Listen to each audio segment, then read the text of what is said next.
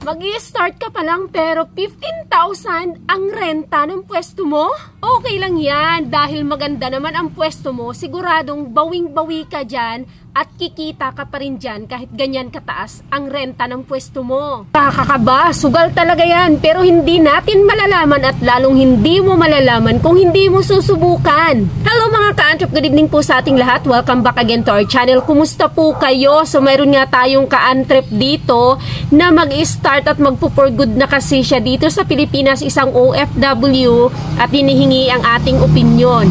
So sa mga bago pa lang po sa channel na ito at hindi pa nakapag-subscribe, paki-click naman po please ang subscribe button at yung notification bell para ma-notify po kayo sa mga susunod pa nating upload na mga videos. Disclaimer lang po, hindi po ako isang eksperto pagdating sa pagninegosyo at lalong hindi po ako eksperto or guru or mentor pagdating sa mga ganitong larangan. Ako po ay mag-share lamang base sa aking opinion, sa aking karanasan, pero hindi po dahil sa ako ay isang eksperto sa ganitong larangan. Since tinatanong naman ni Sir ang ating opinion at kung anong gagawin niya, so mag-i-input lang po tayo ano kay Sir. Ang sabi ni Sir, shout out Coach Howie Black Superman. OFW ako from Saudi. After 1 year or more, uwi na ako for good. Gusto ko yung motor shop business. Pinag-aralan ko na po lahat. At may konti knowledge na din ako pero 15K yung renta. But nasa magandang location talaga siya. Ano po gagawin ko? So ayaw nating maging piliso ko dito kay Sir kasi sabi niya pinag-aralan niya na rin lahat at may kunting knowledge na lang din siya. So siguro yung mga parts, yung pyesa, kaya lang ang pinoproblema ni Sir or yung inaalala niya is the renta.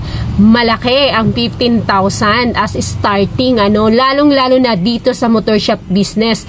Lalong-lalo na kung makikipagsabayan ka at magsisimula ka pa lang na nasa magandang location, ibig sabihin marami na ang mga existing na mga motor shop business doon. Makikisabay ka or makiki-join ka sa kanila, makikipagsabayan ka sa kanila. So expect mo na yan kaagad Sir na in the first month to 2 or 2 months ay hindi ganun kalakas ang iyong benta, ang iyong customers, lalo na kung wala ka pong mekaniko. So make sure kung nasa ganyang location ka po at baguhan ka pa lang, maganda po talaga, suggest ko na talaga pong kayo ay may mekaniko na kaagad sa pagbubukas nyo pa lang. Dahil po kapag asahan nyo lang po ang walk-in, lalo na't kayo'y baguhan, yung mga nauna po or yung mga matagal na pong mga shop ay may mga loyal customers na po yan. So kung wala sa kanila, bago pa yan pupunta doon sa iyo, or kung pupunta man sa'yo at wala kang mekaniko, pupunta sila doon na lang sa ibang shop or bibili sila, mag-walk-in doon sa mga dati na nilang pinagbibilhan. So mapupunta lang yan sila sa'yo just in case na doon sa mga dati nila is hindi available or walang gagawa or walang bakanting mekaniko at wala silang choice kundi maghahanap ng ibang shop na mapupuntahan na makakagawa kaagad nung kailangan nilang ipagawa sa kanilang mga motorsiklo. Number 2 po ay yung iyo pong inventory, stocks inventory mo po kapag nasa magandang location, kapag nasa city ka, kapag nasa syudad ka or marami kang competition, ay dapat po ang iyong stocks inventory ay kung hindi man kumpleto, at least kumpleto yung mga basic at mga fast moving.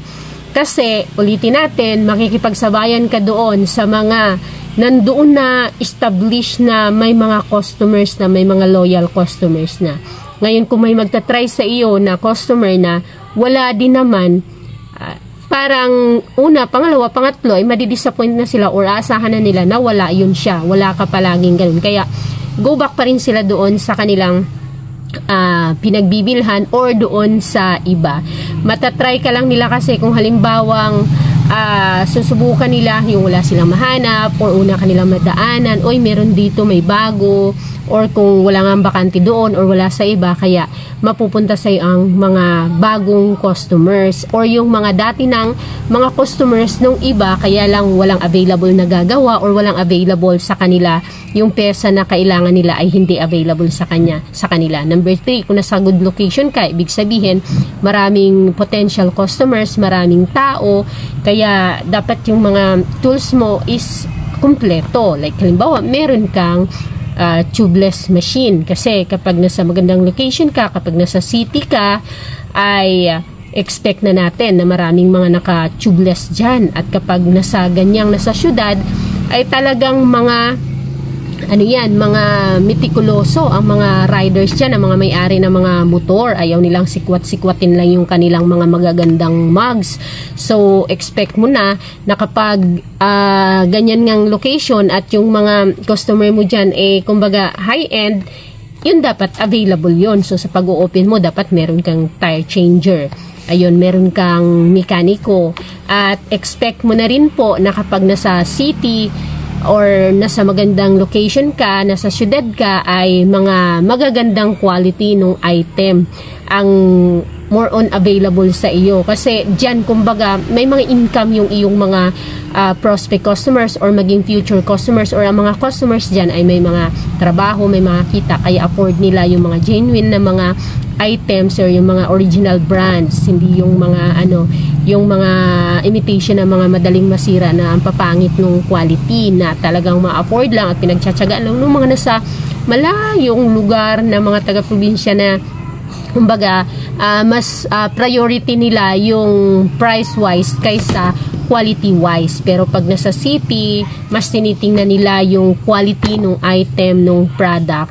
So, dapat maging aware po kayo doon. At kapag nasa city, number 4, dapat ang iyong supplier ay kumbaga, nakadirect ka sa supplier na medyo direct doon sa mga importer. Kasi, ang presyo ay makikipagsabayan ka sa mga presyo ng mga established na expect mo na po na ang mga presyo nila ay mga presyong galing sa mga mismo importers, so medyo mababa. Ngayon, kung halimbawang nakikipag-compete ka doon sa mga malalaki na established na, ay medyo mahirapan po tayo sa price range doon, lalong-lalo na ay nag-i-start pa lang po tayo. So, hindi ko po sinasabing ibagsak presyo, no. Huwag tayong magbagsak presyo, lalong-lalo na po ay kung nagre-renta. Hindi lang natatapos sa renta po yung magiging expenses dyan. Kuryente, tubig, ayun, yung other expenses. Okay lang kung wala ka na ipaparenovate dun sa pwesto. So, yun, renta ay medyo malaki yun. Kaya, dapat mahabol natin siya na makover up yun. Kung hindi man sa in the first 3 months, at least sa mga susunod na buwan, ay hindi na po maging abonado ang renta. Alam nyo po, hindi ko kayo i-discourage. Gusto ko lang kayo na maging ready, at ito yung katotohanan. Na may mga ka-entrep na rin po tayo na mga sumuko, it's because of the renta. Dahil nga po baguhan at not enough ang stock inventory, ay doon sila sumusuko kasi mahina yung yung pasok ng customer, lalong-lalo na kung wala kang mekaniko or ikaw mismo na shop owner ay hindi ka marunong sa mga basic na mga labors. Kaya yun po yung ating dapat tandaan. The supplier, the stocks inventory, yung iyong tools, and then meron kang mekaniko kung hindi man ikaw mismo ay marunong kung gumawa ng mga basic. So yun lang po. Dahil nga po marami na rin nakapag-share sa atin ng ganyan, kaya gusto ko lang po kayong maging aware just in case hindi po yun ang na-preparean po ninyo, para maging prepare at maging ready po kayo just in case po ma-encounter nyo yung mga ganong situation. Iba po kasi kapag nasa city or sa yung mga nasa probinsya, nasa mga munisipyo lang, barangay, sa pag-start madali kapag sa barangay lang, lalo na kung walang renta. Pero kapag nasa city ka, you need to work double or triple times para mahabol mo yung doon sa mga kailangan gawin dahil nga nagre-renta ka. 2 buwan, 3 buwan na hindi mo hindi ka ma-cover up ang nawala kang kita at hindi nga makasapat para doon sa renta yung iyong net, medyo mahirap na yun, medyo mabigat siya. Kaya ayun lang mga ka-entrep, sana ay nakabigay ito ng konting sa inyo, input, lalo-lalo na sa mga mag-start pa lang.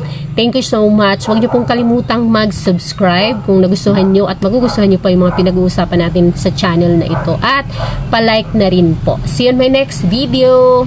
Bye!